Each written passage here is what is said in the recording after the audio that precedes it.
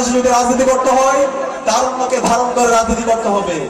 নতুন বাংলাদেশে যদি রাজনীতি করতে হয় ইনসাফকে ধারণ করে রাজনীতি করতে হবে। নতুন বাংলাদেশে যদি রাজনীতি করতে হয় এই অঞ্চলের মাটি ও মানুষের ভাষাকে ধারণ করে রাজনীতি করতে হবে। এই দেশে এসে রাজনীতি করতে হবে। লন্ডনে বসে, দিল্লিতে বসে, পিন্ডিতে বসে আর কোনো রাজনীতি চলবে না। আমাদের অর্থ ব্যবস্থাকে ধ্বংস করে দেওয়া হয়েছে, আমাদের সংস্কৃতিকে ধ্বংস করে দেওয়া হয়েছে। সুতরাং এই বাংলাদেশকে নতুন ভাবে বিনির্মাণ করার জন্য আজকে আমাদের এখানে একটা এয়ারপোর্ট ছিল, কিন্তু সেটা বন্ধ করে দেওয়া হয়।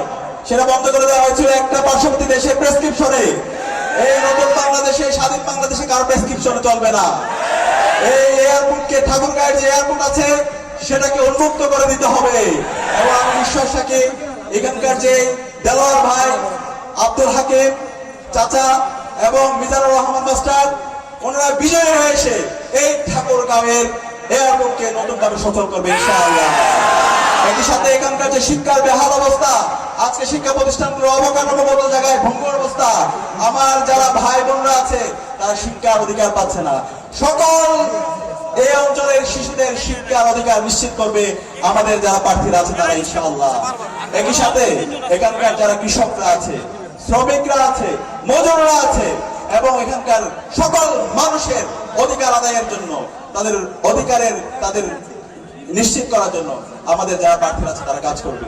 বাংলাদেশের সাবেক প্রধানমন্ত্রী, যিনি সবসময় আধিপত্যবাদের বিরুদ্ধে, আগ্রাসনের বিরুদ্ধে কথা বলেছেন, ফেসিবাদের বিরুদ্ধে তার প্রতিরোধ জারি রেখেছেন, বেগম খালেদা জিয়ার জন্য আল্লাহ পাক সুবহানাহু ওয়া তাআলা যেন ওনাকে দ্রুত সময়ের মধ্যে সুস্থতার নিয়ামত দান করেন। প্রিয় উপস্থিতি, আজকে যে ভূখণ্ডে দাঁড়িয়ে আমি কথা বলছি, উত্তরবঙ্গের যে ভূখণ্ডে আমি দাঁড়িয়ে কথা বলছি, বাংলাদেশের অন্যতম একটা সম্ভাবনার ভূখণ্ড হচ্ছে ঠাকুরগাঁও।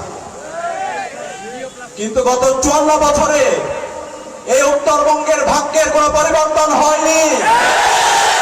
এই উত্তরবঙ্গে এত সম্ভাবনা থাকার পরেও নেতৃত্বের অযোগ্যতার কারণে, দুর্বলতার কারণে, দুর্নীতির কারণে এবং ভারতের প্রেসক্রিপশনে রাজনীতি করার কারণে এই উত্তরবঙ্গের মানুষের, মাটি ও মানুষের কোনো পরিবর্তন হয়নি।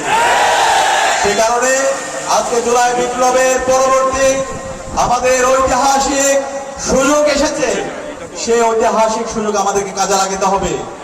এই জুলাই বিপ্লব হয়েছে এই সমাজ থেকে বৈষম্যকে দূর করার জন্য, এই সমাজ থেকে চাঁদাবাজকে দূর করার জন্য, টেন্ডারবাজদের দূর করার জন্য, দুর্নীতিবাজদেরকে দূর করার জন্য, দর্শকদেরকে দূর করার জন্য এবং শহীদদের আকাঙ্ক্ষার আলোকে একটি বৈষম্যহীন ইনসাফ ভিত্তিক বাংলাদেশ বিনির্মাণ করার জন্য, সেই বৈষম্যহীন ইনসাফ ভিত্তিক বাংলাদেশ বিনির্মাণ করার জন্য যারা এই বাংলাদেশের শহীদদের আকাঙ্ক্ষাকে ধারণ করে, যাদের কথা এবং কাজের মধ্যে মিল আছে, তাদেরকে আমাদেরকে বাছাই করতে হবে। আমি আজকের ঠাকুরগাঁয়ের তরুণদেরকে জানতে চাই, আপনারা কি পারবেন ইনসাফের যারা প্রতিনিধি আছে, যাদের কথা এবং কাজের মধ্যে মিল আছে, যারা জনগণের কাছে জবাবদিহি করতে বাধ্য, সেই ধরনের ইনসাফের প্রতিনিধিদেরকে আসন্ন নির্বাচনে ভূমিদয় বিজয়ের মাধ্যমে এই উত্তরবঙ্গে গত 54 বছরে যে বঞ্চনা তৈরি হয়েছে সেই বঞ্চনাকে দূর করে